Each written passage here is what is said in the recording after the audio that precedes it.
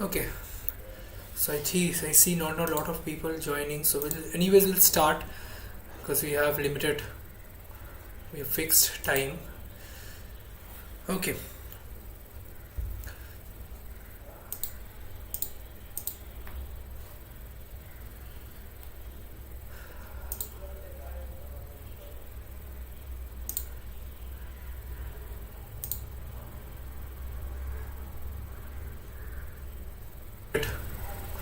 We have fixed time. Okay, let us begin. It's working. So I hope I'm audible.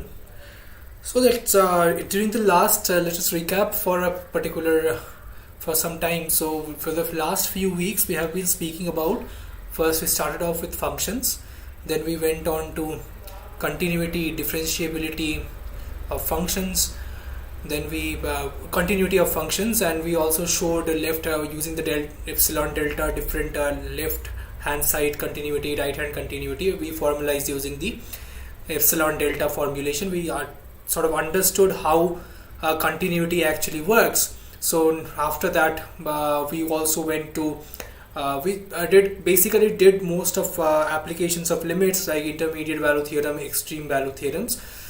Now from today we have up till today we were looking at functions at points. So what is the value of the function at different point? So for example this and this and so on. But now we will try to see the dynamics of the function. For example, how does the function increase, how does the function decrease, and so on. So I'll put it on full screen. Yeah, so I hope this is better now. So what we'll do is, so we'll talk about how functions are actually changing over time. So that's the broad picture. So that change of functions over different x and different sets on the domain set is what we'll term as derivatives. So today, so let's begin with how do you understand what's a derivative? So go ahead. So you have a question you can ask. Do you have a question?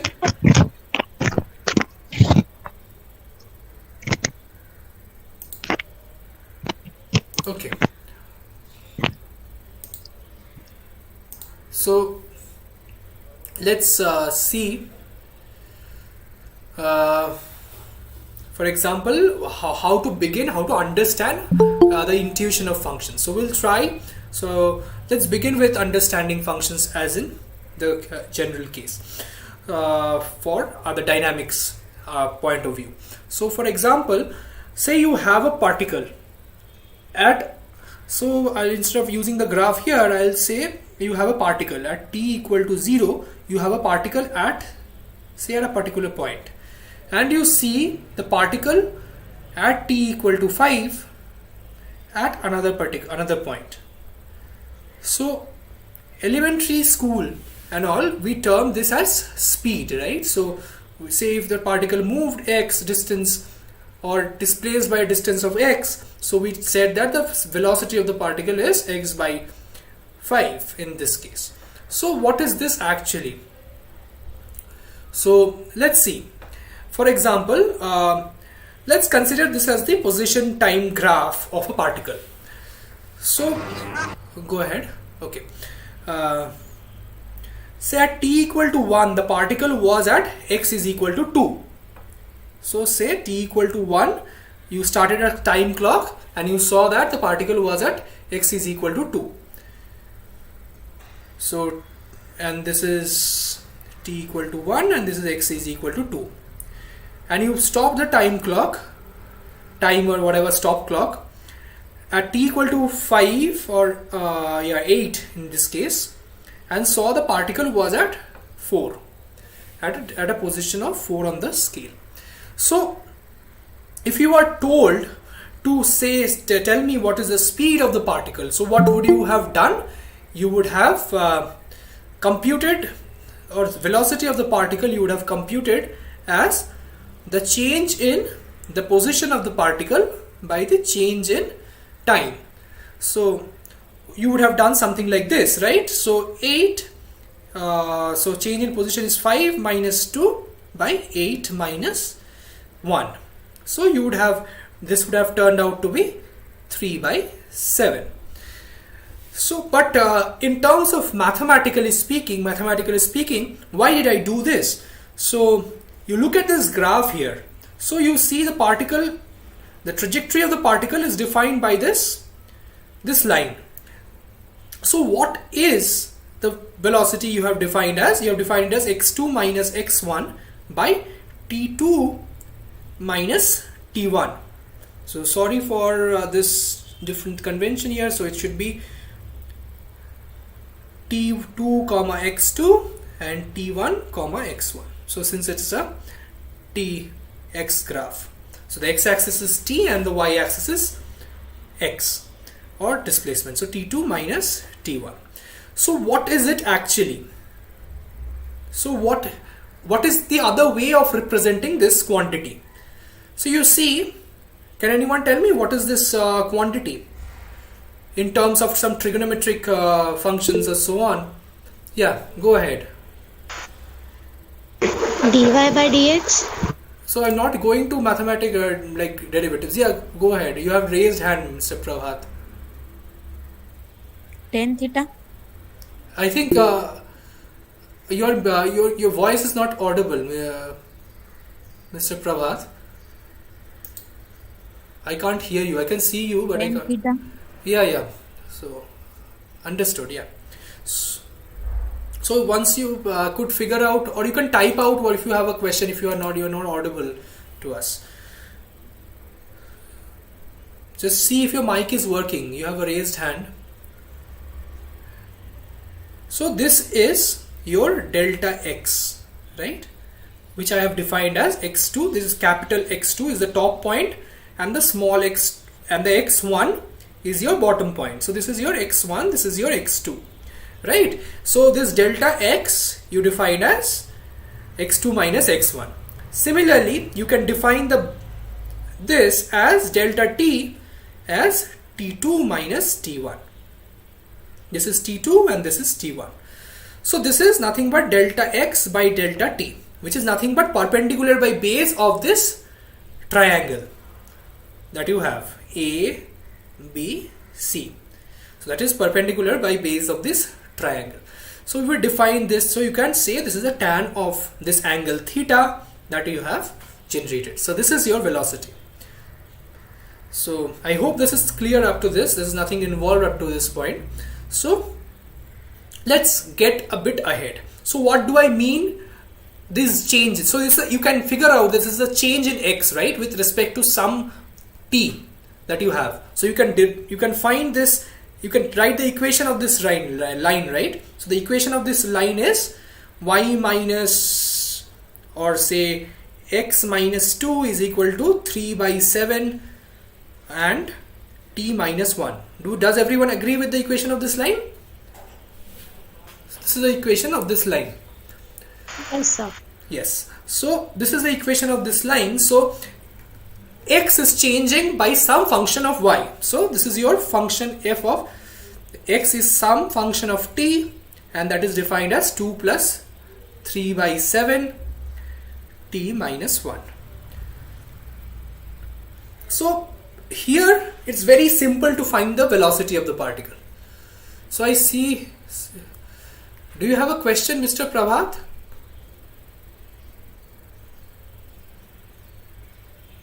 You are speaking, I can see your lips moving, but your voice is not reaching us. Can you try? Wait, I'll try. Can you try muting and unmuting, or joining the call by going out of the call, ending the call once and joining the call once again? There's some. You can leave the call once and join again. So that will, I think, will fix the problem.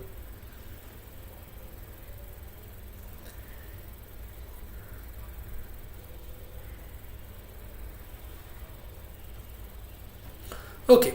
So till now we were trying to. So okay, he will join. So till now we have understood. Yeah. Yes. Go ahead. You're muted. You can unmute and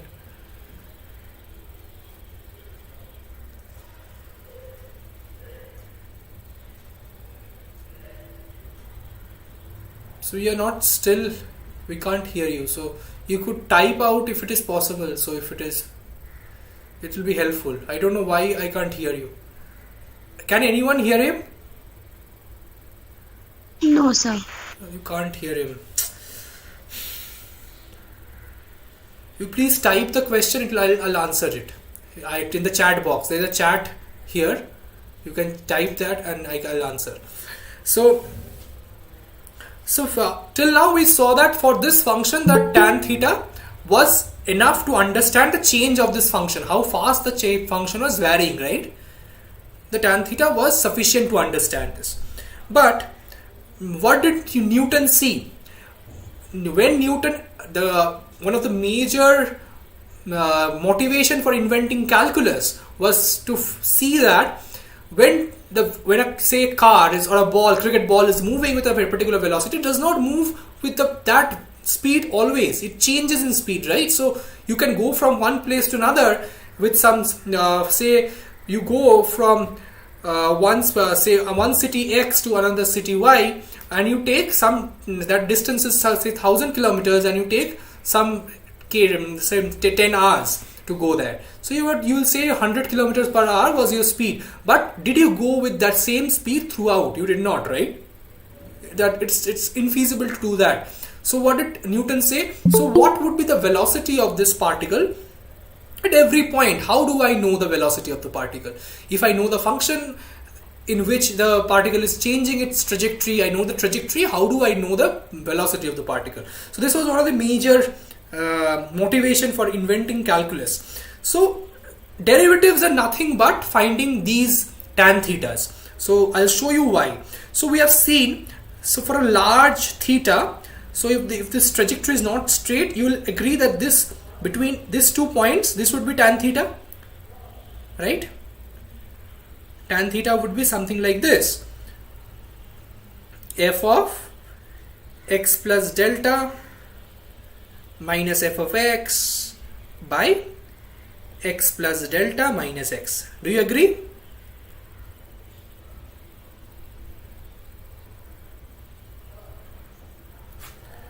Right?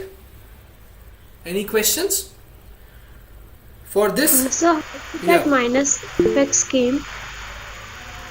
Minus. So this Minus fx. minus fx, right? So I wrote this top point value is x plus delta x. Do you agree? Yes, sir. So this is the y value of this function at this point, and at the lower value, what is the value of the function? F of x, right? Yes. So what is this distance? Okay. Understood? Okay, fine.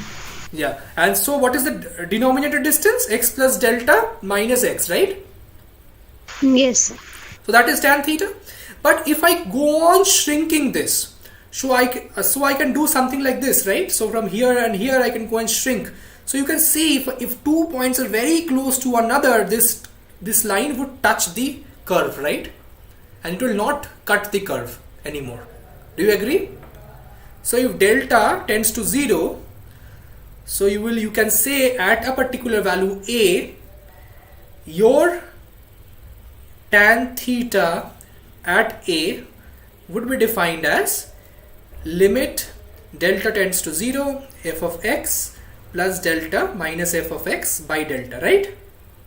So what I'm doing, I'm bringing these 2 points as close as possible, as if they were the same point. Do you understand? This is the fundamental. If you don't understand this, it will be a bit difficult to understand the rest of calculus. So if you have any doubt, you just stop me here. So can you explain the second diagram once again? Yes, I'll do that.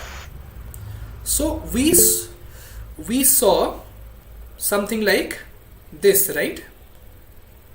As tan theta between the 2 points, right?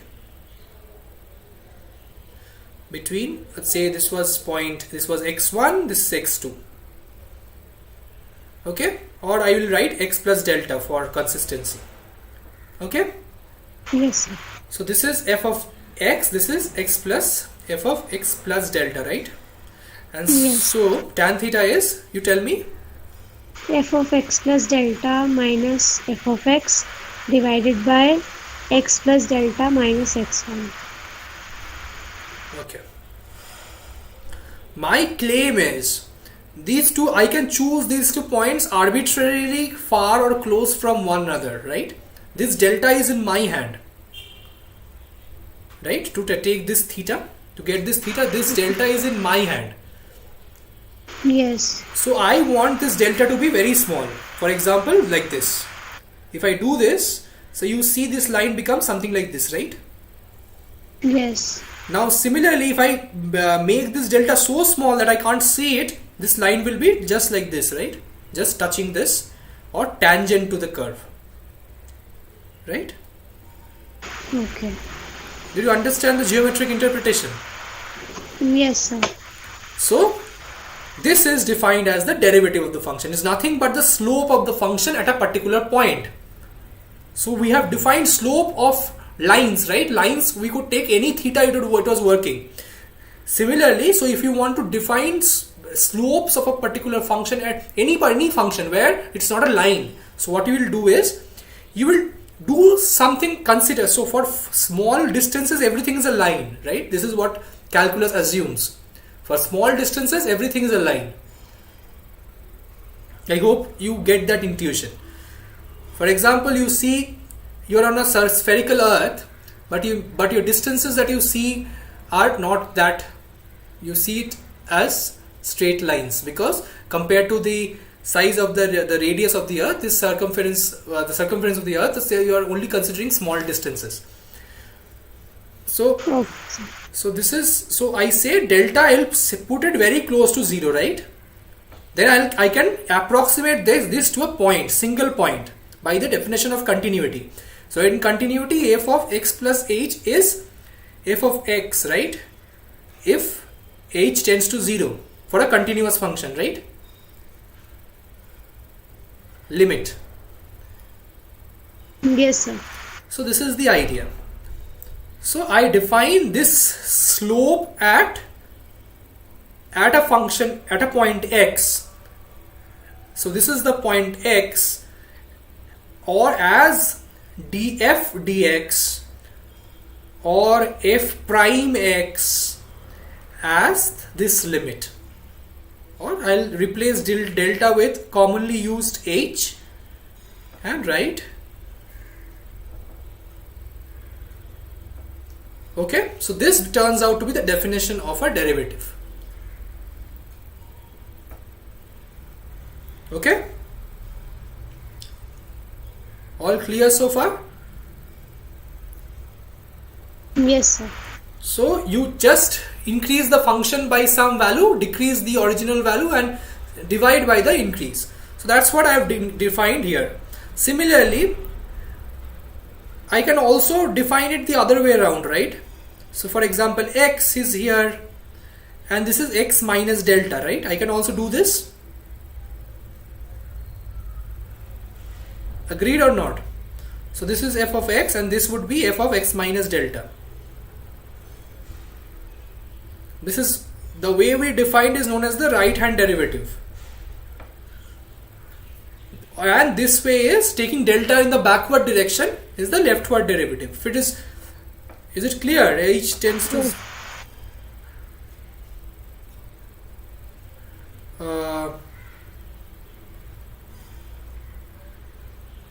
so the instantaneous velocity is this, if this function is f, is df dx at x is equal to a.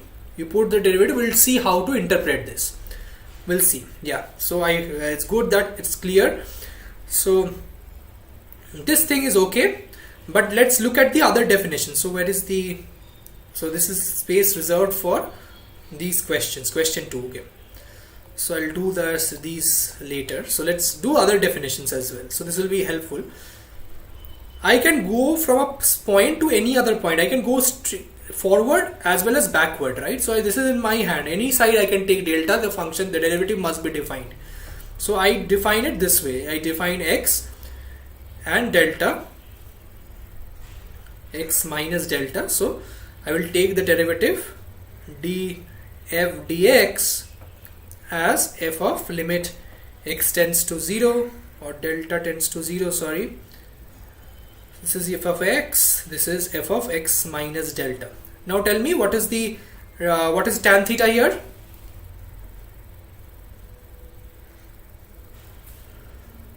fx minus delta divided by x minus delta. Correct. So it's the same definition, just the numerator becomes like this, right?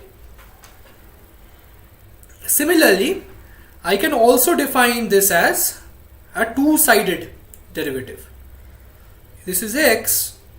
I can go forward x plus delta. I can go backwards x minus delta. Right? And write df dx as, tell me, what will it be?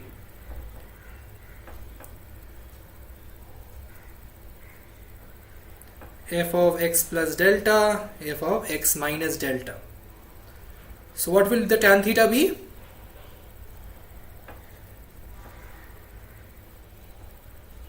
So it is moving some delta place forward and then again delta place backwards. Delta minus backwards. And I use these 2 points to calculate the derivative. So how will I do that? It will be fx plus delta minus fx minus delta divided by x plus delta divided by x minus delta. By 2 delta. The difference between these 2 points is 2 delta. That's it. So this is nothing but combining this and the forward definition. So many books will use this as the definition of derivative. So we'll see why it is essential later. So we'll see why functions have to be continuous to be derivative for derivatives to exist, but we'll do it later. Let's do some exercises first. So let's solve the derivative for, it's always, central derivative equation. What is Mr. Pandey saying? Yes, that is also right. So that's just the name of this thing. You just always need to know the figure behind each derivative or each definition. If you know that, you understand that, it will be good enough. So let's see. Say you have f dash of x defined like this. So if we have defined f dash of x in this way, let's use the first definition and find the derivative. So for the first one, so what will be f dash of x if fx is equal to e to the power x? So let's start. Say I'll do one example and then you can help me out. So h tends to 0, f of x plus h minus f of x by h. This is limit h tends to 0, e to the power x plus h minus e to the power x by h. This is e to the power h, limit h tends to 0, or is it e to the power x, sorry, e to the power x, e to the power h minus 1 by h. So what is limit what is e to the power h minus 1 by h? We have already done this few times in this sessions. Yeah, 1. Correct. So this turns out to be e to the power x. So this is how so the derivative of e to the power x is e to the power x. F dash x is e to the power x. So I'll keep here e to the power x is the derivative. Next, let's do number 2. Somebody tell me, how will I write the definition? D dx of x to the power n, how will I write?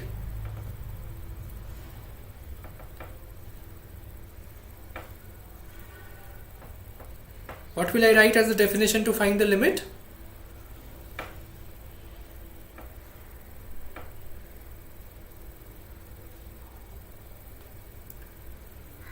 What happened? What should I write? What should the numerator be? X plus n raised to the power n X minus plus x raised to n. x to the power x plus h, right? Not n.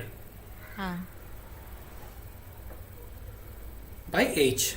Clear? Yes. So what should we do next?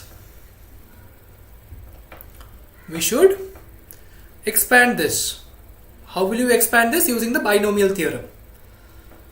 X to the power n plus n choose 1, x to the power n minus 1 h, and order x to the power n minus order h squared terms greater than equal to h squared terms minus x to the power n. Why I am writing it this way I will understand.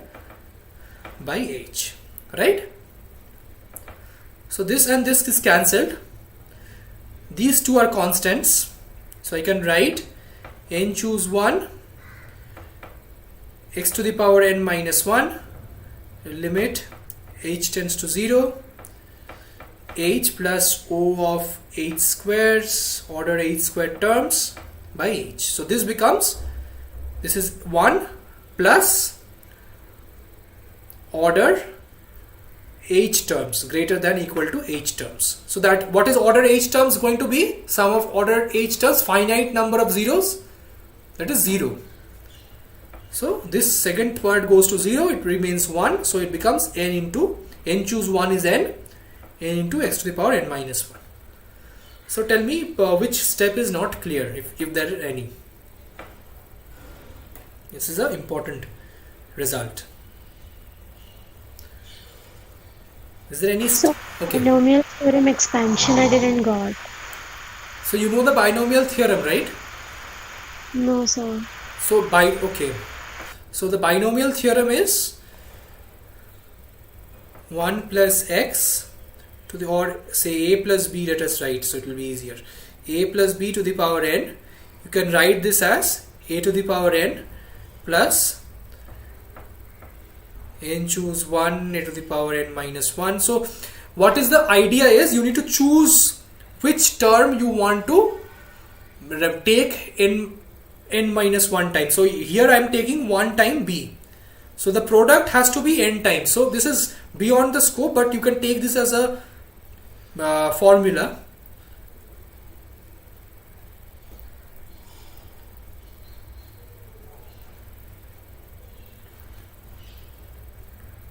Okay, did you understand? So what does it inside the bracket n1 and 2 means? It means n choose 1. N choose k means n factorial by n minus k factorial into n minus k factorial. Okay. This is like choosing k objects from n objects. Okay? Okay, sir. This is what you defined as. So you are choosing n minus 1 objects and choosing remaining is going to b. So, or you are choosing one object and remaining is going to a. Something like that. So you expand this, and if you have powers of more than 1, what would happen? That would go to 0, right? Because any h will go to 0. Limit h is 0, right? You get that. H tends to 0, h is 0. Because there are finite number of terms. You add finite number of zeros, you get 0. That's the idea. But all you need is this formula. Next is the third question. Tell me how will I go about doing this? Limit x tends to 0. What will be the answer? Log x plus h minus log x by h. What should be the answer? How should I do this?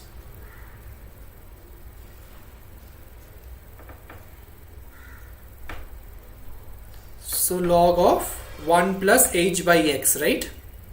So I just do the subtraction. Log a minus log b is log a my b. Similarly, what should I do in the denominator? What should I change h to? To use a well-known formula? H by x. Yes. Into x. So this thing will become log of 1 plus x by x is 1. We have done this several times during the last few weeks. So this turns out to be 1 by x. This is also a very important result. And the last one, let's should I do it or leave it to you as an exercise? It's not very difficult. Let's start, then we can do the rest. So limit x h tends to 0 cos of x plus h minus cos x by h. So you can use this formula. So I've written down the formula in case you don't know. Cos a plus b can be written as cos a cos b minus sin a sin b. So I'll write tends to 0 cos x cos h minus sin x sin h minus cos x by h. So look at this term, limit h tends to 0 cos x, if you take common, so you get cos h minus 1 minus sin h, you will have cos x minus 1 minus sin x sin h by h. So we'll do the two parts separately, so you'll understand what is happening. So let's do the second part first. So second part, you have sin x sin h. So what is the value of sin h by h? We have done that. Limit x tends to 0 sin x by x is 1. Correct. So you will have minus sin x plus, or rather let us write minus, limit h tends to 0 cos x sin square h by 2. 1 minus cos x is defined as 2 sin square x by 2. Sin square h by 2 by h. Can tell me which is this? What is the value of this limit? We have done this once. Second limit.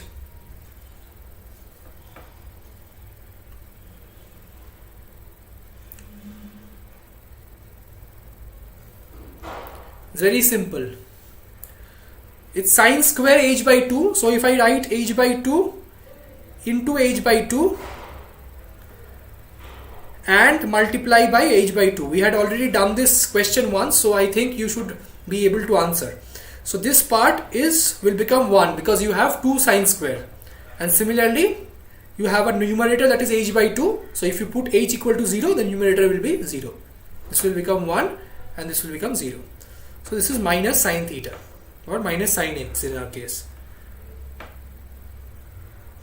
So I'll give you the entire list of derivatives, so you need not always use the log this definition.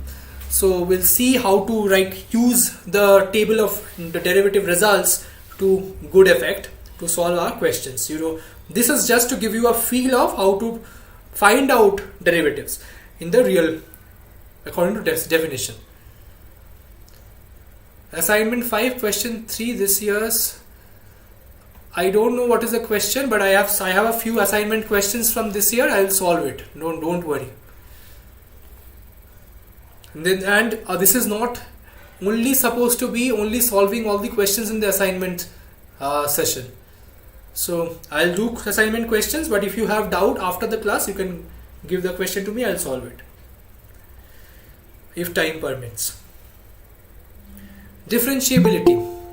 So without understanding the concept, I don't understand how can I go about doing some questions. Okay, differentiability, what do I know by that?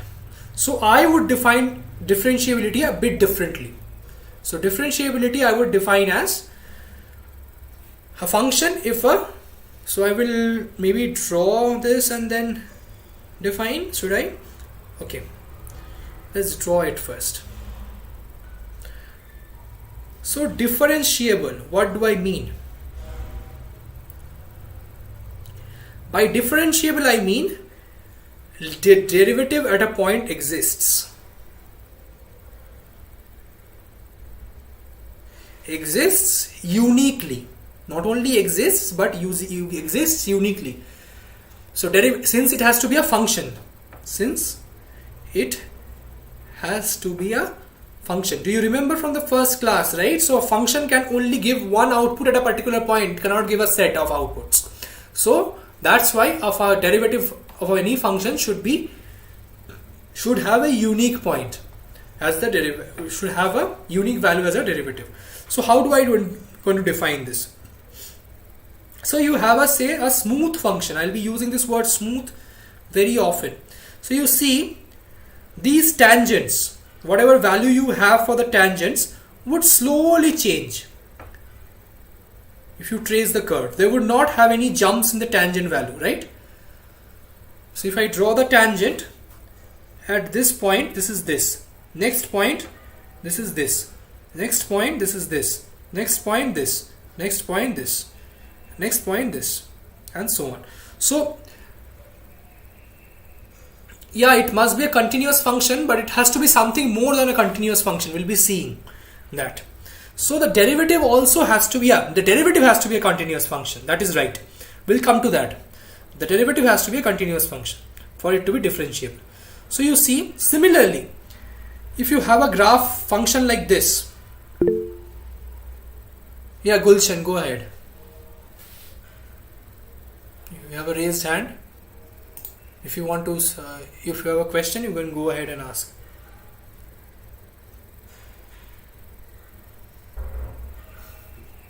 Have you written something in the chat? No. Okay. So at this point, say at this point, if you take the derivative on the left, you have the tangent like this. On the right, you have a tangent like this. So you see there's a skip, there's a jump.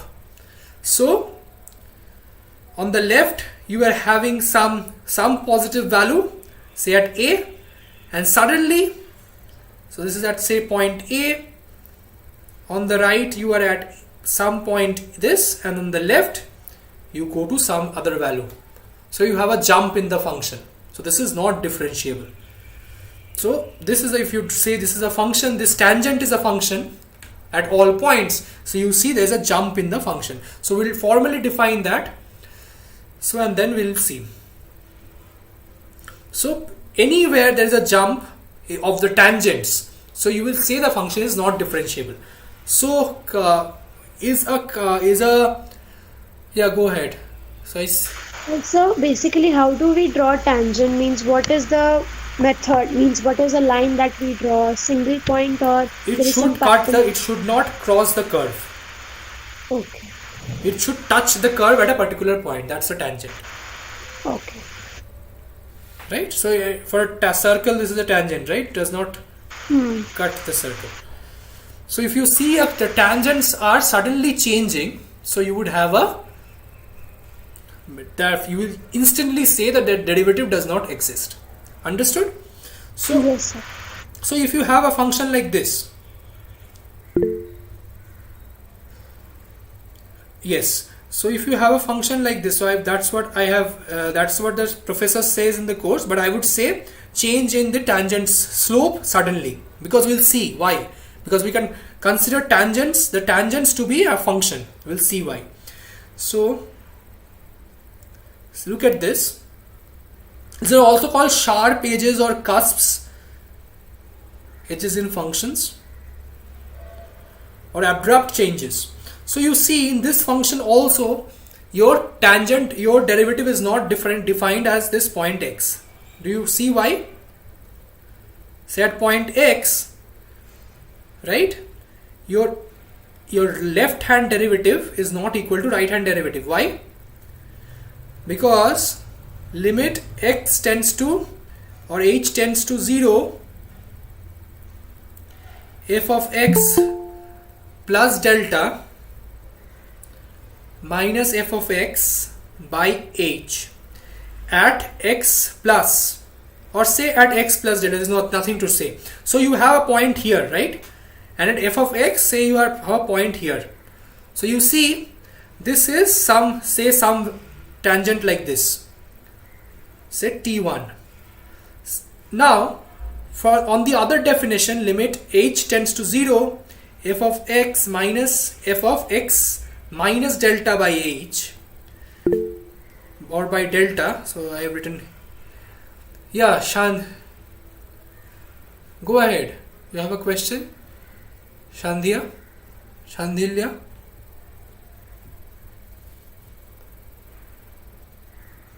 Your mic is not unmuting. You have to use some other device. So on the left hand side, you see this function is taking a completely different value. So f of x minus delta is completely different. So your tangent would be a very, very different value. So these are two are not equal. Therefore, any discontinuous function is not differentiable. Because at that point, of course, other points you can differentiate. At the point of discontinuity, you cannot differentiate. Got it? Yes, sir. Now let's formalize. So if you can see your left hand derivative and right hand derivative, if you have a question, please write it in your chat. You are not audible. Shandilya. So okay. Differentiability. So I say that both these two functions, the left hand derivative and the right hand derivative, must be equal, or the limit of the definition must exist. Both those definitions are right, but we will be using either definition in the way it is useful to us. Let's see. So let's see, I have told any differentiable function is continuous. So let's prove this. Can anyone tell, let's start. Let's see. So any differentiable function is continuous. How can I say? So let us consider f of x plus h minus f of x. So if this was continuous, this would be 0, right? You agree? Yes, sir. I will divide and multiply by h, assuming a 0 by 0 form. Then you will see limit h tends to 0. This part will become that f of x plus h minus f of x by h, right, into h. So you will see this is turning out to be, this is the definition of derivative of a function, right? And you said it exists and it's into h. So this is nothing but 0, right? So if this exists as a function, so your function has to be continuous, right? If it has to be differentiable, it has to be continuous. That's the idea. Rather, and on the other hand, if it is differentiable, it is continuous. Go. Yes. So I still have a raised hand in the queue. So if you please unmute or write it down. Or if you have, okay. So let's see. So is this function all or differentiable everywhere? Mod of sin x. Is mod of sin x differentiable everywhere? What do you think? So let us plot the curve first. Let's do it. Let's plot the curve and see what happens.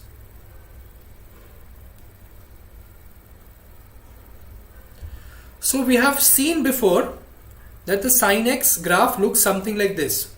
It's an odd function. It looks something like this. And I told you, when you take a mod of a function, you remove the negative parts and make them all positive, right? Yes, sir. This is your mod of sin x. So let's draw it properly. And let's see the continuity of this function at x is equal to 0, right? What does the graph tell you? Is it continuous? Hi, go ahead. Hello? So can you hear me, sir? Yes, now I can hear you. Okay, thank you, sir. Yeah, go ahead. You have a question? No, sir. Yeah. Please don't call me sir. I'm a bit ashamed. It's Please, okay. please mute your. You can mute the when you have not a question. You can mute yourself and then unmute when you have a question. Correct. So Mr. Pandey says telling me that it is continuous. So, but is the differentiation continuous? Is it differentiable at 0?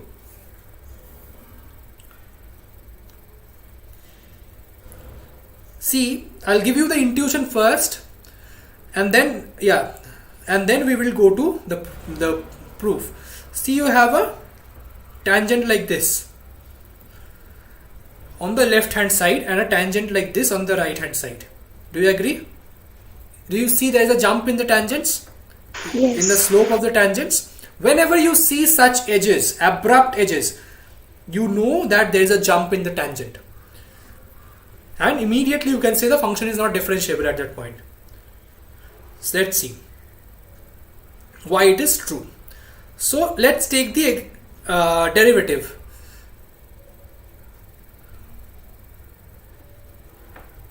Let's take the derivative of. So I see, are you trying to play with us or fool us?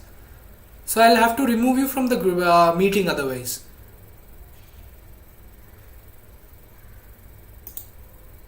Mr. Shandilya, whoever you are.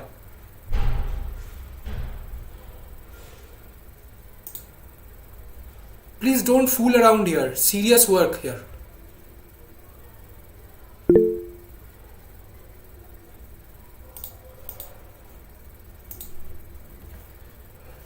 So okay. So limit x tends to 0 or h tends to 0. Mod of sin x plus h minus sin x by h. So you see, if you consider the right hand derivative, so this is correct definition, right? So I put 0 here, and this is 0 plus. Always for the right hand derivative, these h's are greater than 0. So if you use this formulation of left hand right hand derivative, you will always consider h greater than 0. So 0 plus 0 plus 0 plus. Remember that. We'll not consider negative values, otherwise this will collapse to the same problem. It becomes a bit tedious to explain, but it's okay. You can use either. So 0 plus. So mod sin h minus sin x, limit h tends to 0. So x is 0, so this goes to 0 by h. Okay? X is 0, so I should have written 0 directly here. Right hand derivative at x is equal to 0. So if h is greater than 0, what is this limit?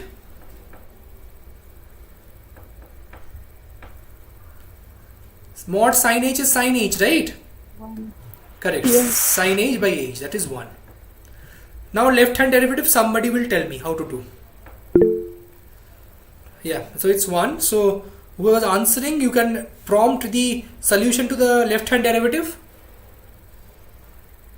How can I write? F of x minus h. So what will I write?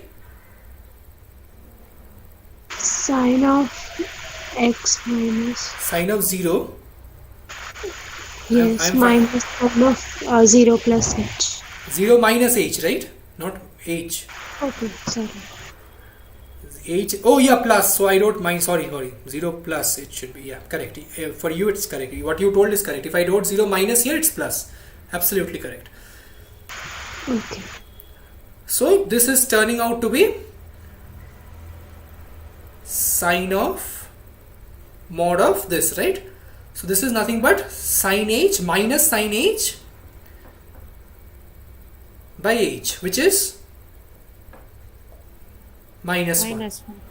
So you see the left hand derivative and the right hand derivative are different, which is evident from this graph, right? It's a 45 degree angle and this is a 135 degree angle. It's very evident. So this is why I'm saying there should not be jumps in the tangents. So we'll see a easier way to understand this. So I say, let's see if you understand this proof. So I'll be using this formulation throughout. Okay, Tanushri, go ahead. Sir, can we write it as left hand derivative as 0 minus also, no? If you write 0 minus, then you have to write here plus. Written there plus. Yeah. Then it is okay. Okay. And you have to be a bit careful about the denominator. I think it will become minus h then, as far as I understand. Is it? It should be. Yes, obviously that should be. Yeah, it should be minus h if you see the denominator. So it's better to use 0 plus just to avoid confusion. Okay. If you have 0 plus, you can automatically use minus everywhere in the functions itself, wherever you need to decrease value. So for negative value, if you take h to be, for example, epsilon delta formulation, we also always took epsilon and for explicitly delta to be positive. Why? To avoid confusion of delta being negative. Similarly. Yes. And if you need negative values, put a minus explicitly. So let's do this thing. So I have a proposition saying that it's easy to see a function is differentiable at a point if the derivative is continuous. I think Mr. Prabhat was pointing out to this, that a derivative, if a derivative is continuous at a point, then your function should be differentiable. This is my proposition from the graph. Yeah. So if I use the graph, I saw from the graph that the slope of the tangents had to be very similar. So that then I said it is differentiable. If it changed, it is not differentiable. So I say that let us differentiate the function and see and tell if the function is differentiable, then it must be continuous at a particular point. You get the idea, right? Let's see what is the proof of this. A simple proof will do. So I say that the derivative of a function is differentiable. Then you have to prove that this derivative function is continuous. So let's do some definitions. Okay, so let's define g of x as limit h tends to 0, f of x plus h minus f of x by h, right? Agreed? Yes, sir. And g of x is your derivative function, df dx. That also you agree, right? Yes, sir. Good. So now what I do is, I do something like this. I have to prove that in a particular way that limit of g of x, say I want to find the derivative at x is equal to a. X is equal to a, limit x tends to a plus is equal to limit x tends to a minus g of x, right? This is what my goal is, end objective. So then it is continuous, right? A function is continuous and it is equal to g of x, g of a. This is what my idea of continuity is, right? The left hand limit, right hand limit and the value of the function must be equal. Yes. So I will tweak this problem a bit. How will I do that? So let's see Sir, go ahead. So df by dx would be equal to g prime x, no? No, g I have defined as like this. Achha. G is defined as f minus f by a, this. If Okay. prime is equal to g, you can say. Okay, sir. If prime is equal to g, that you can say. Okay. So for example, if I write a plus, I will do a bit hand wavy proof, but epsilon delta I'm not going into because it's not required as such. Say limit x tends to a plus g of x, I will write as limit x tends to a plus limit h tends to 0 f of x plus h minus f of x by h. Let's put this limit in. It is possible if the limit exists to exchange limits. Let's put h is equal to 0 limit x tends to a plus, and just let us put the value a plus plus h minus a plus by h. Next what I do is I define, say, a plus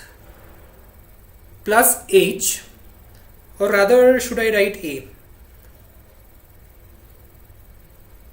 Okay, we can write a plus h, a as some a prime.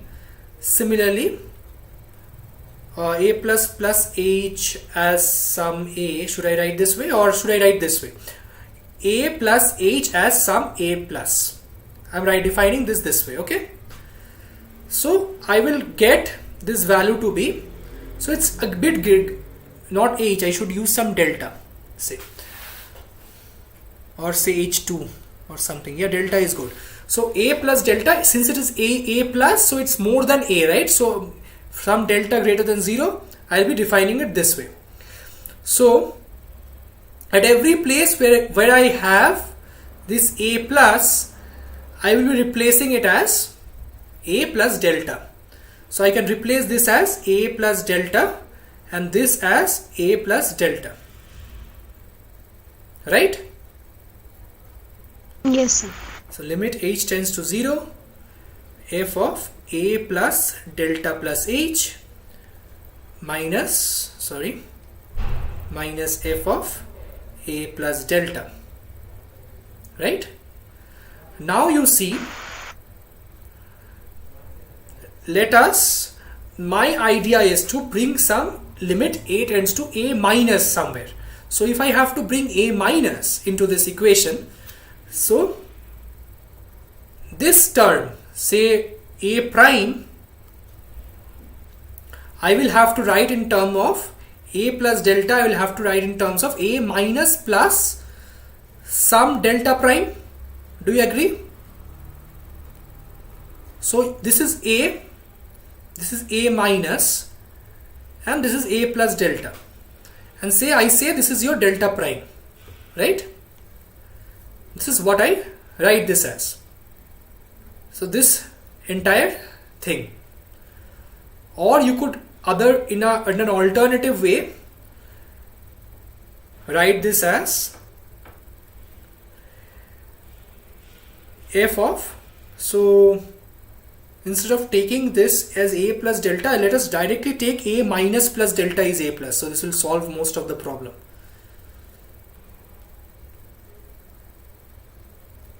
A minus plus delta plus h. So what I'm doing is, from a minus I am going to a plus by adding some delta. Is that agreeable? I hope that is agreeable. So Right, sir, right. yeah, I'll go from a minus to a plus by adding some delta. And so your f of a, which was initially there, or f of a plus, I would write it as a minus plus delta. Similarly, since, I got it, where I am going wrong. Okay, I've not used the definition of continuity, LHS equal to RHS. Sorry, extremely sorry. That's why it's not coming out. Sorry. Let's use the definition and then see.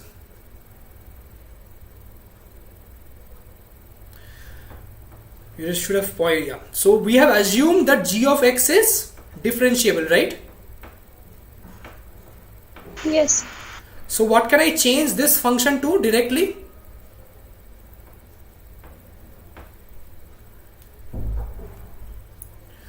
I can change this function to h tends to 0, f of x minus delta, right? This internal function is same, right? So LHD has to be equal to RHD. Well, that is my claim. So if left hand limit is equal to left hand derivative is equal to right hand derivative, I will say that the derivative is continuous. That's my idea, right? Yes. So this is your left hand derivative. Do you agree? F of x plus h minus f of x by h. Yes. So that I wrote is equal to your right hand derivative as f of x minus f of h by h. That also you should agree. Okay, sir. Agreed or not? Yes, sir, it is. Yeah. Yes. So yeah. So what will I do is I will put this a plus in now. Now I can put this a plus in. So I can write this as limit h tends to 0, or rather let's write this as a minus somewhere. So x minus h, let us write it as some x prime, right? So x, I can write this as x prime plus h, and I will replace it here. That will do the trick for us. H tends to 0, f of x prime plus h minus f of x by h. Limit x tends to a plus, right? But x tends to a plus. I will choose a h such that your x prime changes to a minus. Agreed? Okay, sir. Yes, sir. This h I can choose such that your x minus tends to a minus. So I will choose h accordingly.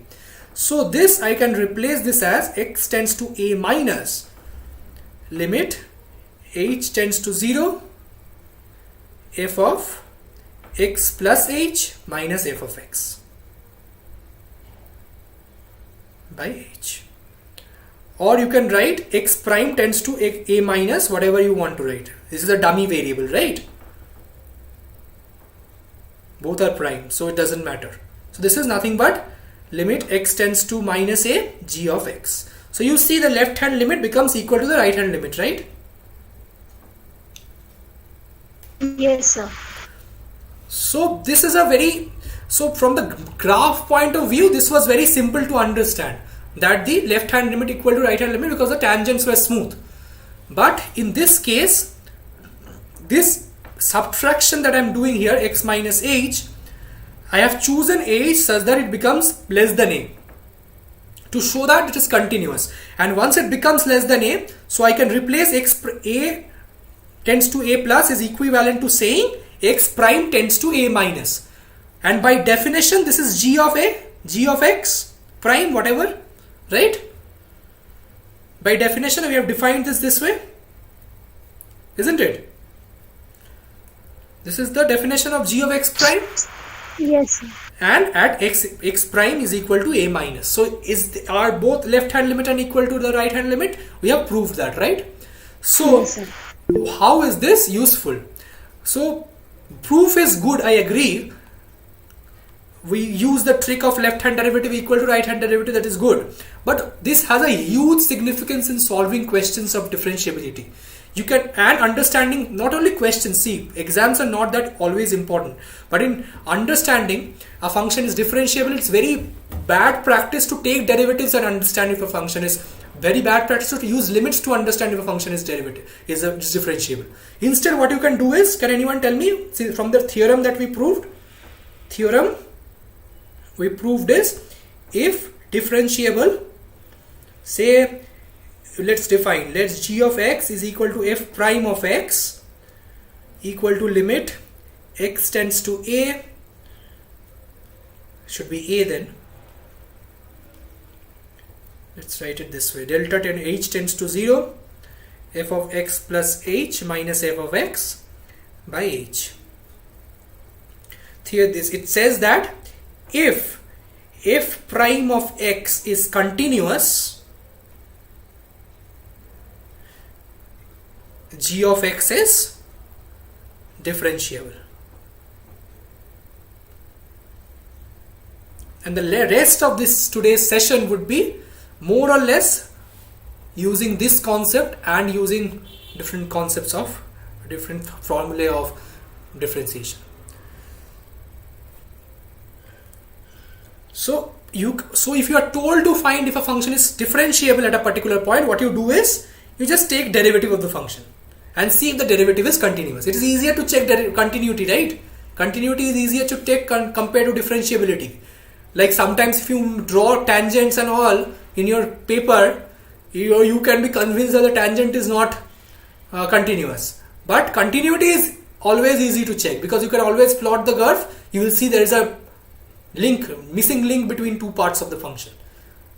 Agreed? Yes, sir. So to check differentiability, we'll be using a hack of using continuity. This is the idea. So once we solve some questions, you get a hand on it, you will be liking, you love it, you love this concept. So let's solve this question and you'll understand the points at which the function is continuous and so on. So let us plot the curve first and then we'll do. So you'll see why is this essential. So let's use our skills to plot the functions. We'll keep on improving at these skills, but anyways, we have enough skills now. We have done this throughout last few weeks. So x less than 1, right? This is 1. How should a function look like? You have a y equal to x line. At any point you don't understand, you tell me. So I am plotting for x less than 1. This is the line. Between 1 and 2, so 2, this is 2, this is 2 minus x. So 2 minus x at 2 is 2 minus x at x is equal to 2 is 0, and 2 minus x at x is equal to 1 is 1. Right? So this is the function. This is intercept. So this is a continuous function. Agreed? Up to 2 it's continuous. Right? Next. Yeah. Question? No, it's okay. Yeah. So the last part, how will it look? 2 minus 3x plus x square. This is x minus 2, x minus 1. Right? My middle term factorization. This is x minus 2, x minus 1. So you have a root at 2 and root at 1. Right? We did it last time in the class in the intermediate value theorem. So if you put x is equal to 2 and x equal to 1, this function is 0, right? So, yes, sir. So this is an inverted parabola. So we'll see the maximum value and all later. So at 1 to 2 it's not defined, from 2 it's defined. At x is equal to 2 it's 0, agreed? So it will again be continuous function. Something like this, but it's a continuous function, agreed? You can use this Desmos and see. Indeed it's this. So from visually, so points where there it's not continuous, it's fine, it's always continuous. Now tell me where it is not differentiable. From the curve, where do you think a function is not differentiable?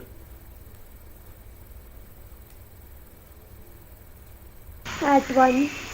Okay, at 1, at 2?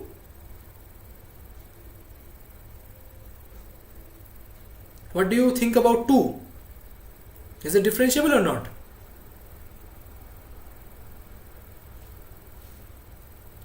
Okay, at 1 you are saying not differentiable at 1.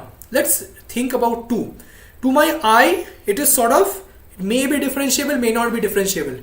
Depends upon the accuracy of my drawing. But I can't always accurately draw everything, right? I can draw the nature of the curve, but I can't draw the actual how the curve looks. So what will we use? We will not use the LHL equal to RHL thing. What will we do? The previous theorem, how will we use? To see differentiability of the function, what will you do? See the function is continuous. Take the derivative. That's right. Take the derivative and see if the derivative is continuous, right, Hedvi? Yes, sir. So yes, so let's take the derivative. So the first part is 1 for x less than 1, right? So okay. So you remember this formula, right? More or less we are using this formula. So I'll have I written this down here. So we are using this formula for now. X to the power n is n x to the power n minus 1. I hope you should be familiar with this. It's class 11, 12 stuff, but the formula is at least. But we have already proved it, so we can use it, right? N x to the power n minus 1. We'll be using this. Similarly, people who haven't done derivatives previously, what will it be? -1. -1. The next one is will help you to totally understand derivatives. What is the value of the next derivative? So my idea is ddx of -2 plus 3x 3 minus 2x. 3 minus 2x. So you people know derivatives, so it's not a problem. Let's solve the complicated questions then. So 3 minus 2x. So what do you think is what does this derivative say? Is it continuous at x equal to 2? What is the left hand limit of f prime x at x is equal to 2? It's minus 1. And right hand limit? 3 minus 2x. X is equal to 2. At x equal to 2 is 3 minus 2 into 2 is equal to minus 1 again. So the derivative function is continuous, right? The left hand limit is equal to right hand limit, equal to the value of the function at 2. So equal to f prime of 2, right? So this is continuous. So if a function is continuous, what will you say? What can you infer for that? So this function is differentiable at x equal to 2. So 2 is not a non-differentiable point. 2 is a differentiable point. So we have considered corners for now. Discontinuous functions we have considered, but there's another case. That is, for examples, functions with a vertical slope. So we have seen an odd power. We have seen functions like x to the power half, x to the power 1 by 3. So they have a inverted u shape, and if this is odd, it's an odd function. It goes like this.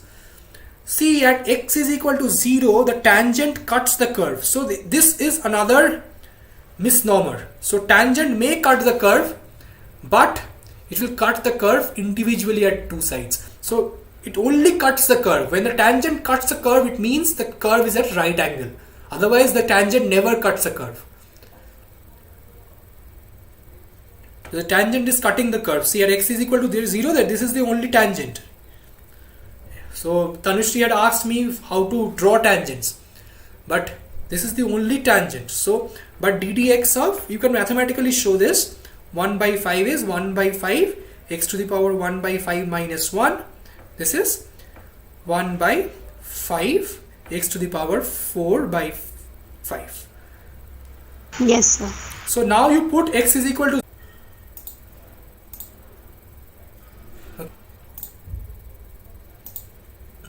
Next I have written down, I think we'll not have so much of time, so I thought I would be proving the UV, the product rule or the chain rule. I have written this product rule and the chain rule down. You can go through them. More or less you'll be only using the formula. So what I have done is I've used the definition of x plus h, uv and so on, and I have just reordered the terms algebraically in an intelligent manner to prove these results. So there are two important results in calculus to prevent. So since we'll do important problems today, it's not possible to cover this. So I thought your voice is not clear in between. So is it clear now? Yes, sir. Okay, I think there was some network issue. So I said that I've written down these proofs here. So if time permits at the end, we'll look at these, how to do, but I think we'll not have enough time again. So I think again there's a connection problem. There's some problem here with the IAC LAN. Just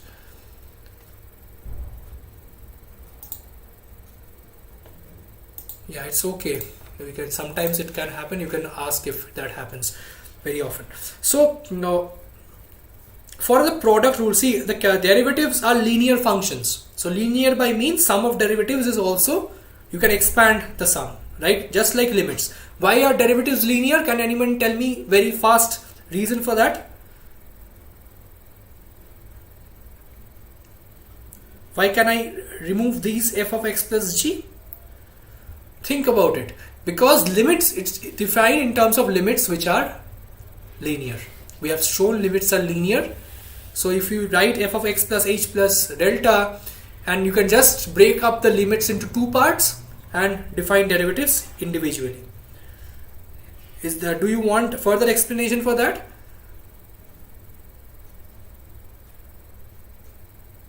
Question 5.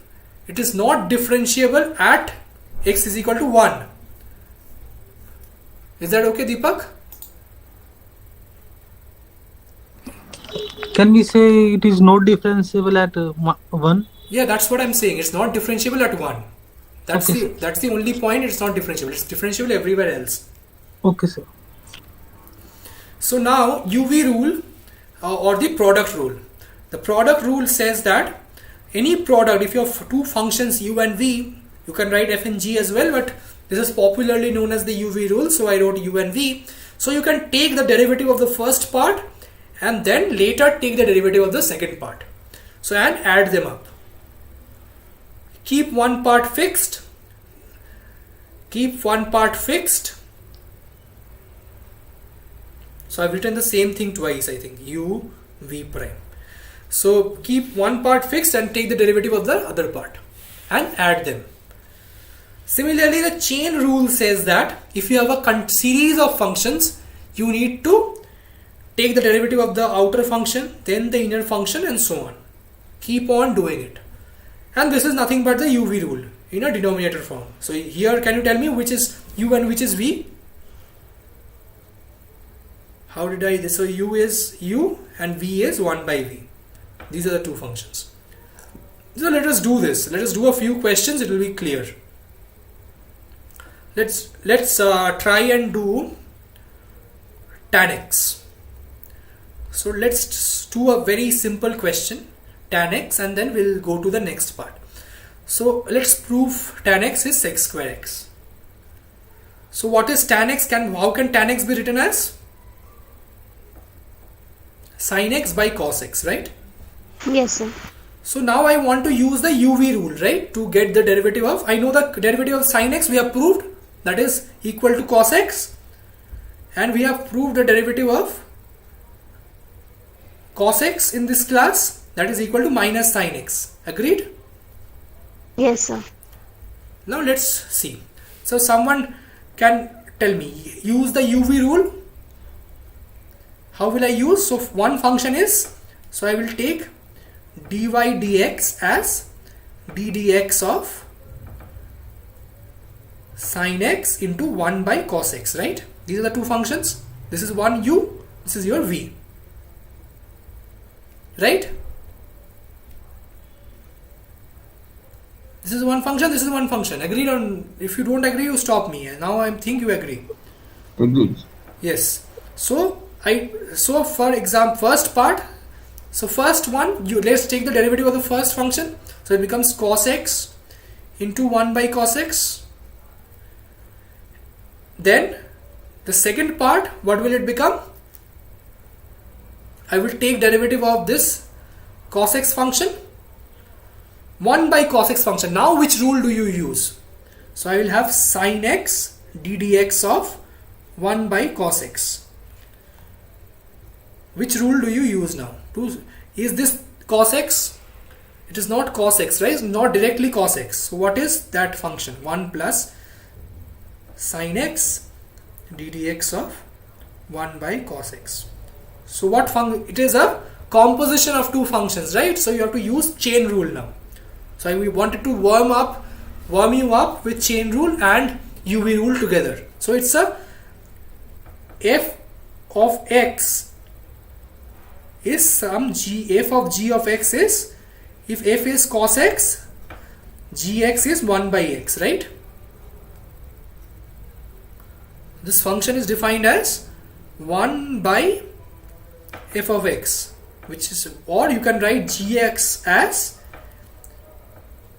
f of or h of g of x, where g is sine and this is 1 by. So let's take the derivative of 1 by. So 1 by is, we have already done this once. So sine x is cos x minus 1, right? Cos x minus 1. So what will it be? So first take the derivative of the outer function, right? So that's what I've written. So if you have f of g of x, so you take the derivative of the outer function keeping g fixed, and then you take the derivative of the inner function and multiply it. So outer function is 1 by x, 1 by cos x, agreed? You can use u by v, but u by v has to be derived. That's why I don't want to use u by v directly. U by v is also uv, right? Yes. So I want to sort of show you how u by v is derived. So first is 1 by v. So this is cos, or rather 1 by cos square x, and up with a negative sign. I am putting this outside and this becomes minus 2, right? And then the inner function. The cos x is sin x, right? Yes. Or minus sin x. So put a minus. So minus and minus plus. So you have 1 plus sin square x by cos square x. This is equal to 1 plus tan square x, which is equal to sec square x. Agreed? Yes, sir. So the only formula you don't need to sort of remember is this, and maybe sine and cos. Rest you can derive. We'll see how. Let's do one more question. Let's do a simple question first, and then we'll go to more complicated ones. Let's do chain rule at its core first, and then we'll go to others. I think somebody asked for assignment questions. I have a few here. So first let us do this. Y is equal to sine inverse x. We have already plotted sine inverse x in one of the previous tutorial. It's the inverse of sine. So for x in minus pi by 2 to pi by 2, or rather minus 1 to 1, sorry, minus 1 to 1, y will be between minus pi by 2 to pi by 2. Anyways, between the domain of the function, so how can we do this? Any ideas how to find the derivative of y equal to sine inverse x? 1 upon sinus under sinus x square 2x. No, sine inverse x is defined as sine inverse x into sine x is x, right? We have defined this way. It's an inverse function. You forgot. Between x and y, if you give say pi by 2, it will return 1. Sine x returns 1. Similarly, if you give 1, it will give you sine inverse x will give you pi by 2. This is their inverse function. So sine x is this function. So you have, I told you previous class, you can take y equal to x axis. This is the graph of sine inverse x. This is pi by 2. This is minus pi by 2. That's true. So as Mr. Pandey points out, sine inverse of sine x, or rather we can write sine of sine inverse x is x, right? So this equation I can take sine on both sides. Sine y is equal to sine of sine inverse x, that is equal to x. Now do a derivative, no problem. X is equal to sine y. So inverse trigonometric function, you have to follow this rule. So now do a derivative of dx dy. What is dx dy? I am taking a derivative of function x with the dependent variable y in this case. Cos y. Cos y. Cos y. So there is a property for single variable calculus that dy dx is 1 by dx dy. In other words, derivatives just works just like fractions, because they are for single derivatives they are nothing but limits, and we have seen limits can be broken up into fractions. That's why dy dx, if it is cos y, dx dy is cos y, dy dx will be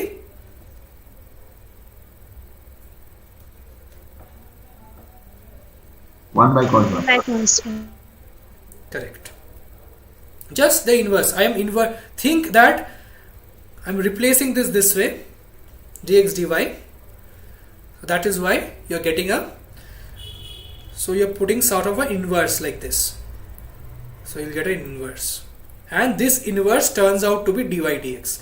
This is not a trivial result. It is not that intuitive, but we'll see why this is true later maybe.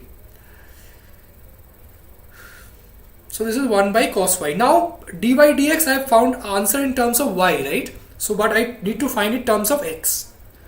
So what is cos y? Sin y I have defined as x. So cos y can be written as 1 minus root over of sin square x or sin square y. This is nothing but 1 by 1 minus x square, right? Just putting x here. So this is 1 by 1 minus x square. Okay? Yes, sir. Okay. So this is good. Done. Next is another chain rule application, and this I won't do. You will have to tell me. We have already done 2 chain rule problems now. So y is equal to question 9. Sine. So when the questions will come, we'll use it directly, we'll not prove the steps and then we'll start. Directly. Directly, maximum you can just show the product of the sines and cosines. Like f of f prime g of x, then g prime f of x. Maximum you can just write that. Of course you will do it directly. Okay, sir. Let's go ahead. Let's do this. What is what is the first function you will differentiate here? The root function. The root is the outermost function. So it's root of sine of x square. So I'll write it in terms of root of sine of square of x. This is the function, right? If you have confusion, try to write it down this way. Then you will get the idea. So root is nothing but half, right? So you can use x to the power n rule. So what is the derivative of x to the power half? It will be half multiplied by sine x square x to minus half. Very good. So this is minus half you are getting from half minus 1. It's getting minus half. So now I have been able to take the derivative this derivative I have taken. Now is the turn to take the derivative of sine. So sine's derivative will be cos, right? Cos x square. Cos x square. Now is the time to take the derivative of the square, 2x. Very simple thing. So one after the other you just write it down. That's it. And the proof is already provided. We'll do it if time permits. Cos x square by root over of sin x square. This is the answer. So this is also done. Now let's go to a bit of different questions. Let's go to some parametric derivatives. So this is one question that is very, very nice. So you will try this now. You'll see that this gives you a lot of understanding at pi by 2. So we'll go to normals as well. So first let us find dy dx. dy dx is the tangent, dy dx2 is the second derivative of the dy dx. So let's first start with dy dx. So you see here x and y are not given as a function of each other, right? So xt is given as a cos t plus at sin t. So x is a function of t independently, Agreed? And y is another function of t independently, right? Right, sir. So if I am told to find dy dx, how will I do it? So dy dx I can also write as dt dy dt into dt dx, right? Yes, sir. So this is also a chain rule. I am differentiating y with respect to t and t with then respect to x, because y and x are, so here y is some function of x of t. So that's why what I'm doing is I'm dy dt into dt dx. This is what I'm doing. So actually it is dt yt is some function of xt. This is some arbitrary parametric function, right? So Yes, sir. this is the chain rule. This is also a chain rule. So you can remember this as you are multiplying and dividing by dt. This is a way to remember, but it is not the mathematics. Mathematics is the chain rule. So what is dx dt? Minus a sine t. Minus a, so cos t, a is a constant, so constants remain, constants are not, derivative of a constant is 0, so uv is not required, second part will go to 0. So any constant into f of x, if you take the derivative, that is nothing but a into f dash of x, because by uv rule plus you will have f of x d dx of a, so that is 0. Any constant will have 0 derivative, because a minus a by h. That's the idea. Yes, sir. Sin t plus, by now we have to apply chain rule, we have t and sin t. So let's differentiate t first. So you will have a sin t, and let's differentiate sin t next. So you will have at cos t, right? Some question?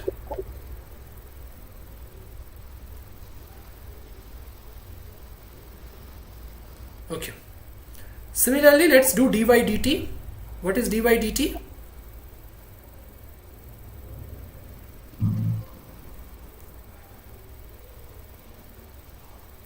That is a cos t. So this is this function I'm doing. You have a question, Mr. Prabha? No, it's okay, sir. I was just going to take that. Yeah. Okay, then you can mute yourself if there is an echo. So a cos t, and the second part is a, so cos t, Sine t.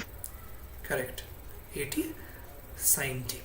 Sin t as in this cos t is minus sin t, so this is by uv. So first part I am differentiating t, and the second part I am differentiating cos t. That's it. So dy dx would be dx or dy dt into dt dx, which is at sin t into 1 by at cos t. Agreed?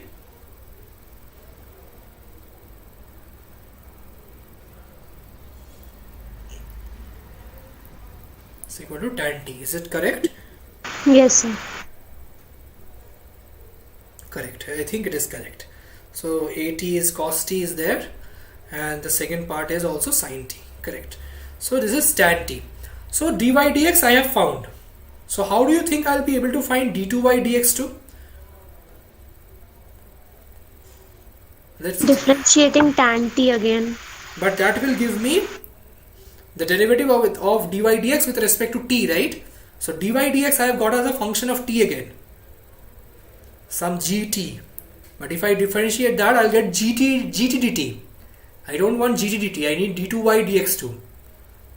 Let's see. This is a bit involved thing that you need to understand. Let's do it. I'll copy this. Copy, and let's do it at the end.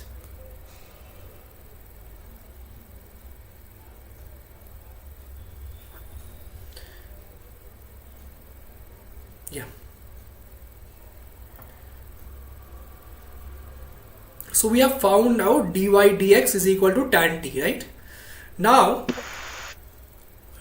let us write this as some g function, right? G of t. So do you agree dy d2y dx2 is nothing but ddx of g? ddx of dy dx, which is nothing but equal to ddx of g. Okay. Yes. Right? Now, how do I get the g function? What do I do to do that? See, to get g, I can again use chain rule, right? So ddx of g, what can I do to change this to ddx of, like I want this to be, so from this, for example, I can find out dg dt, right? Dg dt is sec square x, sec square t, right? Tan t square derivative is sec square t, right? Okay. Yes. So now we will do something like this. So I want this derivative ddx of g. So what I can do is I can take a derivative and like we did before, multiply and divide by d. dt dt is 1. This is agreed? Yes. So now you take these two together and the remaining two together. dt dx into dg dt. Now you agree that you know both. dt dx we have already found. What is Yes. dt dx?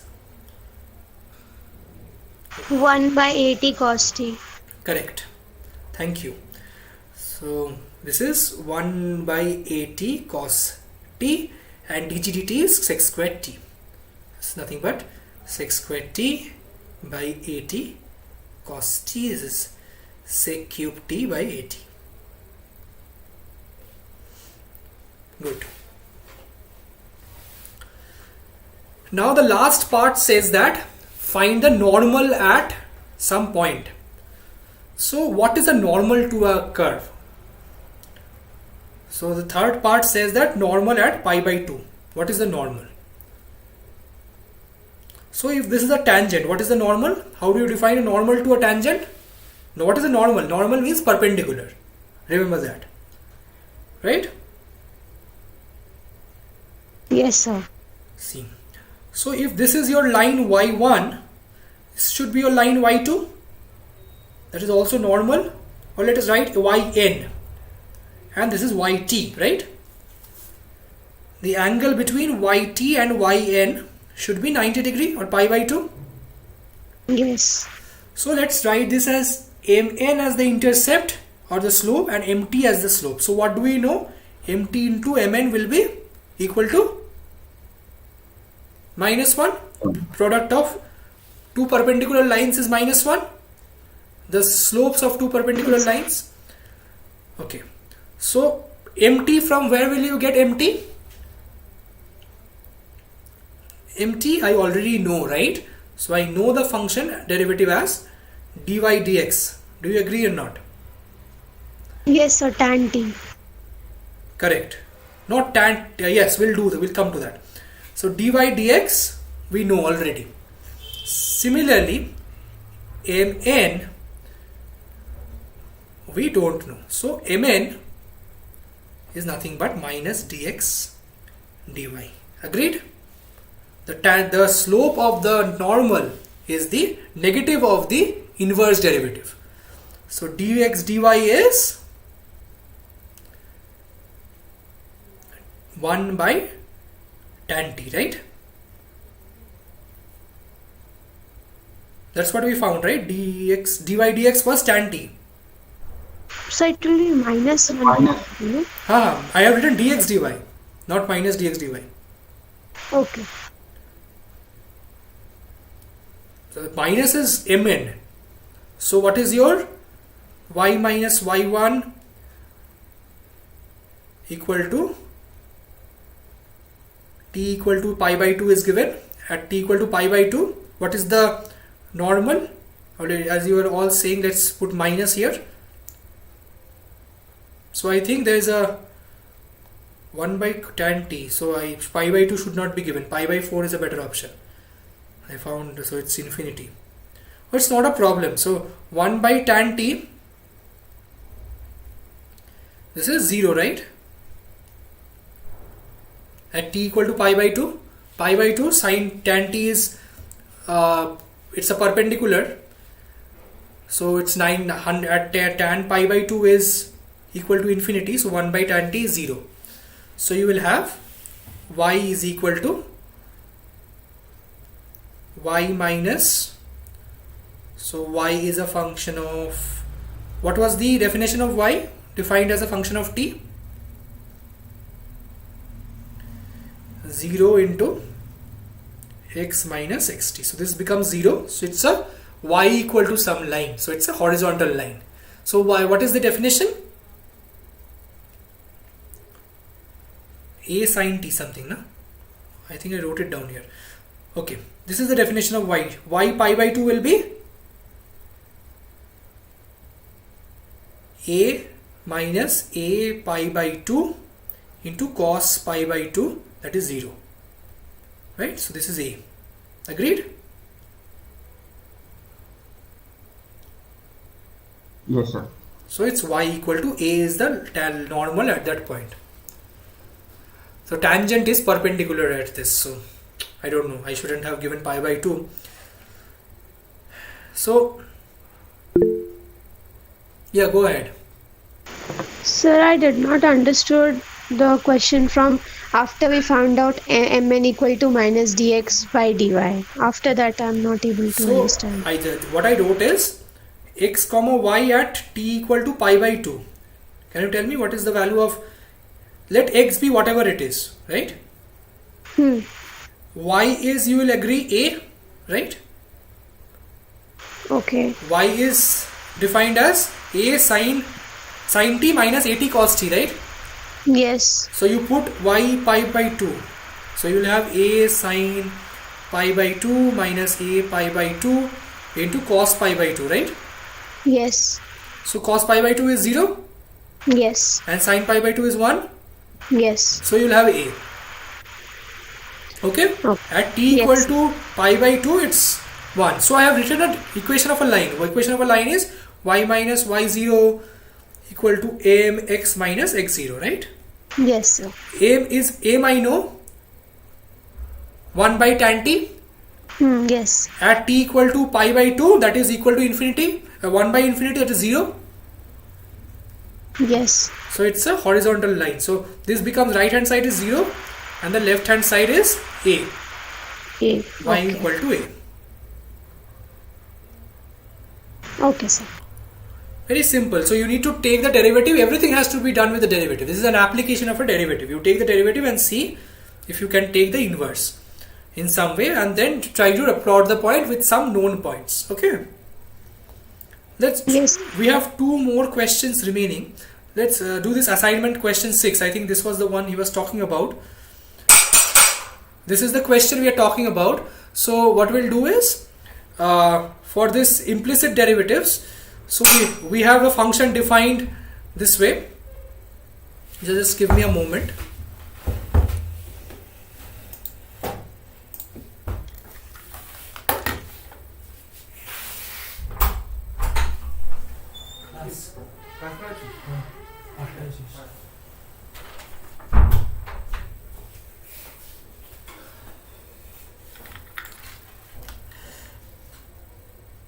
Hello.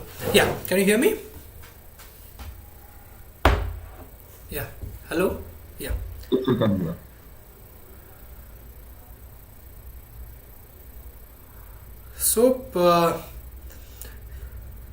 So you have a doubt in 2 questions. I should this solve your doubts? So see, I have these questions. So this is one question 4 which I have put up. This is another assignment question and this is another assignment question. I think these are the ones that were difficult, so I took them. Are these the ones that you have doubted? So So consider can you please show them once again? which one? The questions once again. So consider a curve. You have an implicit x cube y cube plus y square minus xy. Which are the? Yes. This is the one. No, sir, it is a different question. So I have Sir, an, this one, the question 10. this one. That's why I've chosen. I've chosen all the doubts question. And 12 also you have a doubt. Yes, sir. So okay, I understand. So I chose the 3 most difficult questions in the assignment. So let's do it. Let's do 6 first. It's simple. Why am I doing 6 first? Because this is also known as an implicit equation. I hope these doubts, this will solve most of your doubts. I try my best to solve most of your doubts, but only after you have understood the concept. I can't spoon feed you things. So it's just, can you, let's do, I don't have space here, that's the problem. Let's copy this.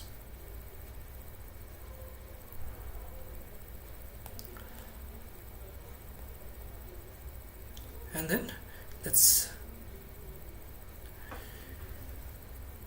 okay, this is also known as implicit differentiation.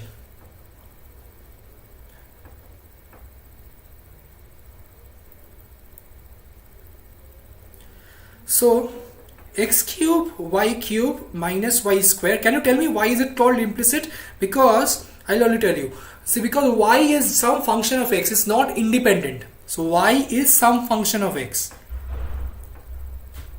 but you cannot have a closed form for y. You cannot write y is some closed f(x). Maybe it will be requiring a very high level of calculus to do it. Means in this case you may be able to write, but always it may not be possible, right? So x and y may be related in some way by some curve, but always you cannot write y as a single number and right hand side as a single function of x. Am I able to convey what I mean? Yes, sir. Sometimes you may not be able to. For example, I'll give you an example. Y square sine x plus y is equal to 0. This function you cannot write in as some y is equal to f of x. So these are called implicit definitions, because these, with a particular value of y and a particular value of x, this equation will be satisfied. So that's why it's called so. So it will be satisfied to 0. If it was not 0, then it would have been a function of 2 variables where x and y would be independent. But here it's not. There's a set of solution to this equation. So that set of solution is the definition of this set of functions. So any function y can be written as f of x. So you can replace this as y minus f of x as some lxy equal to 0, or gxy as some 0. That is known as the implicit definition. This is gxy equal to 0. Agreed? Now let's take the derivative. Take derivative of both sides. Derivatives. So x cube, let's use the chain rule. 3y cube or 3y square dy dx. Any doubt in this step?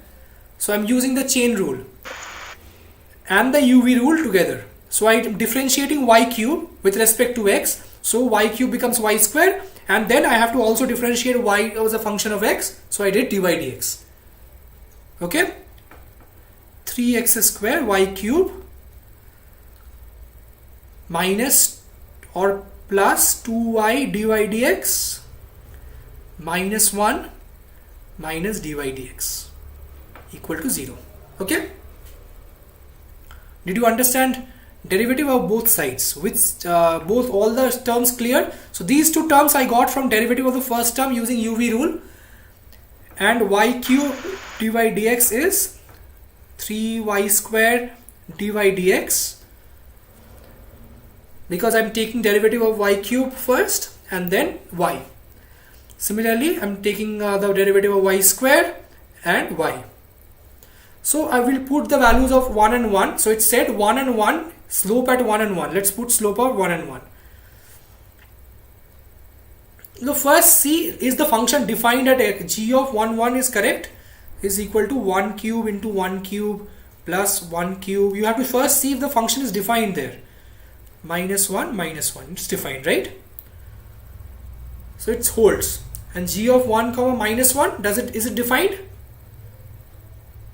1 comma minus 1 cube minus 1 square minus 1 minus 1. So it's equal to minus 3 plus 1 is equal to minus 2, right? It's not equal to 0. So the first option that you see, it is not defined as 1 comma minus 1, right? This is correct. And let's see the slope at 1 comma 1. So 1 comma 1, let us put all the values of 1 comma 1 here in this equation. 1 comma 1 it is defined, so all these will become 1s. 1, 1, 1. So I'll get 3 dy dx plus 3 plus 2 dy dx minus dy dx minus dy dx minus 1 equal to 0, right? So I will have this as 4 dy dx equal to 2, or dy dx is equal to half. Agreed? So, or minus half, sorry, minus 2 and minus half. So the first answer is correct. No doubt in this question? So I just took the derivative and put x equal to y equal to 1. At my 1 comma minus 1 it's not defined. So you get dy dx is equal to minus half. That's it. So now the doubt questions. Let's do the short question first.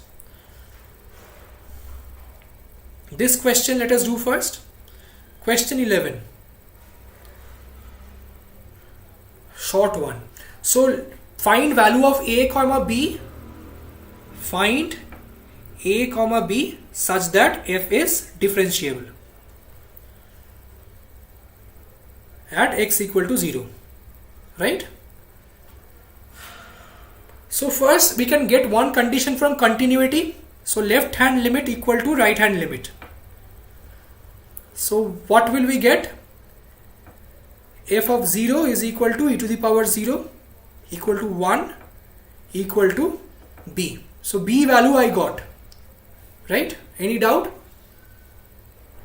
So left hand limit at 0 is this function, right? So I'll put zeros on the top, so I'll get e to the power 0 equal to 1. Similarly, right hand limit, I'll put x is equal to 0 and I'll get b.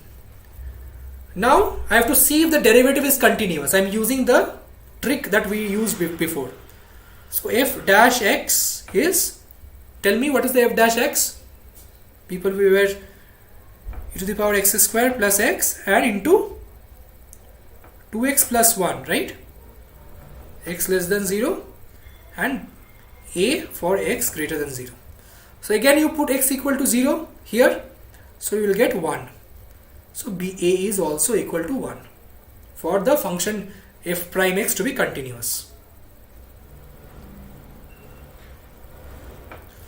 So what I did, step 1 was putting the step 1 setting left hand limit equal to right hand limit, and step 2 putting left hand derivative equal to right hand derivative, or the derivative function being continuous. That's all I did. So now question number 10 and 12. Let's do question 10. So many people would do question 10 very in a lengthy way. I'll do it in a very simple fashion. Let's see if I can do it. So x cube plus y cube is equal to 4. Let's solve. d2y dx2 at x is equal to 8. This is a question, right? People who had doubt. Yes, sir, the numbers are changed, but the pattern is same. Okay.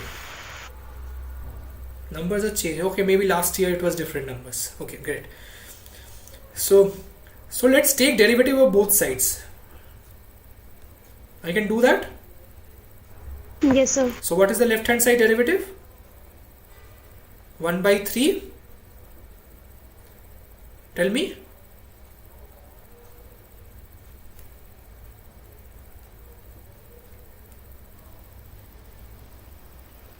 1 power minus 2 by 3. dy dx, right? Right. This is one equation. Now I am told to find dy. That side will be 0, no? That side is, that 0, side right side is 0. That's just yes. So now some mistyping error, so writing error. So anyways, so let's see what is the value of x and y at these points, right? So can you solve? So we need both x comma y. You can see it's an implicit definition to get dy dx. This is the idea. So let's step 1 would be solve at x is equal to 8. So let's put x is equal to 8 here. Is 1 by 3 plus y to the power 1 by 3 is equal to 4. So y to the power 1 by 3 is 4 minus 2. So y is also equal to 8. Agreed? So x is equal to means x comma y is equal to 8 comma 8. Agreed or not? These are equivalent. Yes. Now, Will yeah. you please repeat the red portion? Red portion, yeah. So what I did, I just put x is equal to 8 in the equation, right? In this equation, I put x is equal to 8 and solved for y. Okay. Because at this is a single curve. At for x you need to find y also, and since it's the implicit definition dy dx is defined in terms of y. That's why. Okay, sir. Okay, proceed. So this is one thing. Now, so dy dx will be, so now see x and y are equal, so I can cancel them and they're not equal to 0. So this reduces calculation tremendously, right? Yes, sir. So you will have dy dx is equal to minus 1. Agreed? This is equation 2. Equation 2. Now but you are told to find d2y dx2, right? This is at x is equal to 8. Don't differentiate this one. This is a big tremendous error. Why can't you differentiate this? Because this is the value of the function and not the function itself. You will need to find derivative of this equation a first and then put value at x equal to 8. Understood? Okay, sir. So let's find that. So 1 by 3 I can cancel. So x to the power minus 2 by 3 plus y to the power minus 2 by 3 dy dx, right? Equal to 0. Again take derivatives to get second derivative. So what will be the derivative of the left hand side? Minus 2 by 3x. To the power minus 5 by 3, right? Right or right? Is it correct, right? Yes, sir. So second will be UV rule. Somebody, let me see, you understood the UV rule or not?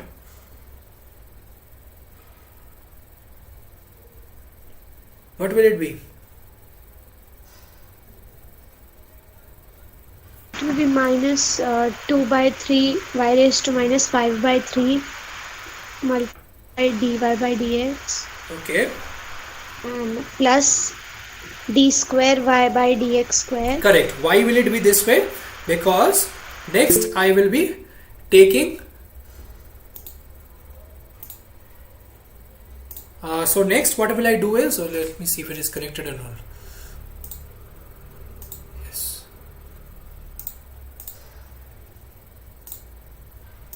Okay.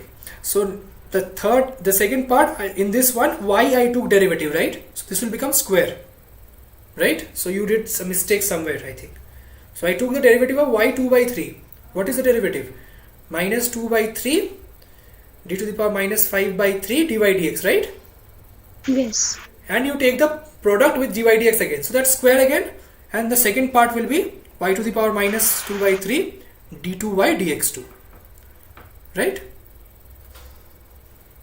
Yes, sir. So now this is the solution. So x is equal to 8. So I'll put this. This is 1. Agreed? So I have found dy dx is minus 1, square is 1, right? Sir? Yeah. So we did d square y by dx square, and again we'll write dy by dx. Where? In the last step, when we did v differentiation, like So v differentiation, right? So you are differentiating this one. So yes, d dx of dy dx. This is your second derivative of y with respect to x. And this we will is not this is multiply it by dy by dx again. no, because you are taking the derivative of dy dx, right? Yes. Dy dx is a function of x. Or wait, no, but dy dx is d2 by dx2 is defined by as this way, right? What is d2 by dx2? It is d dx of dy dx, right? Yes. This is the very definition of d2 by dx2. So I am taking the derivative of this, I am writing this as d2 by dx2. So then why didn't we took for dy by dx then? We should have not taken there, no? We differentiated y there and then we did. You differentiated y, right, here? Yes. You differentiated y. So d sum y to the power n dy dx, right? So this was, we differentiated dy to the power n dy into dy dx, right? Okay. Yes. This is the one. But in this case, by definition, d2 by dx2 is d dx of dy dx. Yes. It's the second derivative of function x. So dy dx you already know. Understood? Okay. Okay. So this is one. You agreed? Now it's okay? Yes. Yes, sir. So next you can put 2 by 3, 8 to the power minus 5 by 3. So you will be 2 to the power minus 5. I'm just taking the cube root. Similarly 2 to the power minus 5 plus 2 to the power minus 2 dy dx is equal to 0. So minus 4, so I'll have 4 to the power minus 3 by 3 plus 2 to the power minus 2 d2 by is. Please, if there is any calculation error, please ignore, because this is a bit calculative. So 2 to the power minus 2, and so it is 2 to the power minus 1. I think it is correct. d2 by dx2 is 1 by 6. Okay. So first you need to take the derivative and then put the value of x is equal to 2 and y equal to 2, wherever you want to. Y equal to 8 in our case. Okay. Got it. Very nice. Show the answer again. 1 by 6 I got. Just calculation. Try it on your own once. Anyways, I'll share this slide. You can check it out again. The process you understood, right? X and y you found the first derivative, second derivative, and just put the value. That's it. Just calculation. The rest is calculation. The last question for today. Hope that's all. So here everything is given to us. So let us use the UV rule. I'll just do it in a small short place. H prime of x. Tell me, Tanushri, you had a doubt. What is h prime of x? Okay, f of x derivative multiplied by 1 plus g of x minus of 1 plus g of x, the whole derivative. So that is already derivative of gx, right?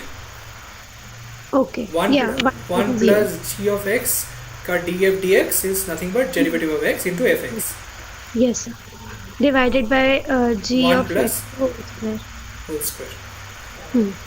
This proof also we have done once, so I'm just using u by v formula directly instead of breaking this up. So now, Sir, I have done this one in yeah, go ahead. You have used uv just like that. I have done the integration and applied that. Integration you have, but you have told to In find. reverse it. I have done in reverse it. Oh, but you have to find the derivative, right? H.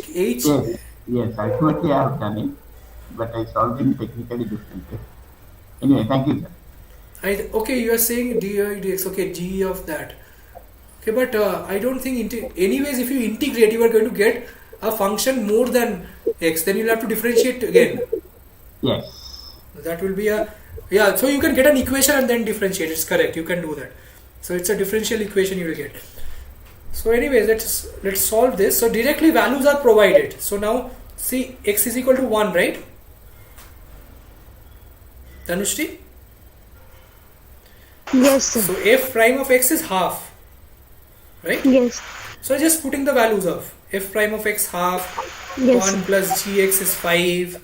Similarly, g prime of 1 is minus 4, so it becomes plus, and f of 1 is 3. Okay. Divided by 1 plus g of x at 1 is 5 square. So this is 3. So 15 by 36 or 5 by 12. Okay. Yes, sir. So I hope that is all the questions that you people had. So it already is off shooting by 15 minutes, quarter of an hour. So I was running a long time. I hope if you have any further questions, we will take it in the next session. Okay, sir. Thank you. So Thank you, sir. we'll continue with differentiation next day. Please be present. Thank you. Bye, sir. Bye. Yeah.